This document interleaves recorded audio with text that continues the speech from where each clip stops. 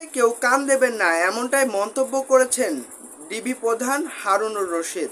এমনটাই মন্তব্য করেছে বাংলা ভিশন সংবাদ সাক্ষাৎকারে এমনটাই মন্তব্য করেছেন তিনি। আমরা সেই বক্তব্যই শুনবো হারুনুর স্যারের মুখ থেকে। চলুন শুনে আসা যাক বাংলা ভিশনের নিউজ থেকে। গুজবে কান না দেয় ভালো। মনে হয় গুজবকেও বিশ্বাস করে না, তারপরেও আমি বিনীত অনুরোধ করবো গুজবে যেন কান না দেয়। সাম্প্রতিক সময় আমরা দেখছি যে ফেসবুকে নানা ধরনের গুজব ছড়ানো হচ্ছে, এমনকি আপনাকে নিয়ে অনেক ধরনের গুজব ছড়ানো হচ্ছে। এই বিষয়ে আপনি যদি একটু বলতেন। না, সামাজিক যোগাযোগ মাধ্যমে অনেক আগে থেকে অনেক গুজব চলছে। আমরা এই গুজবকে কোনো পাত্তা দিচ্ছি না। আমরা বিনীত অনুরোধ করব কেউ যেন গুজবে কান না দেয়।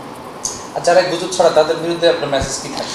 মনে করি যে যারা গুজবটা ছড়াচ্ছে ফেসবুকে বা বিভিন্ন জায়গাগুলিতে, যদি তাদের বিরুদ্ধে কেউ যদি আইনগত ব্যবস্থা নিতে চায়, তারা থানায় নিতে পারবে।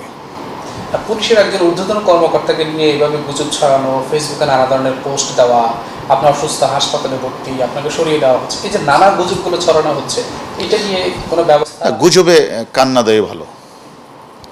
মনে হয় গুজবকেও বিশ্বাস করে না, তারপরেও আমি বিনীত অনুরোধ করবো গুজবে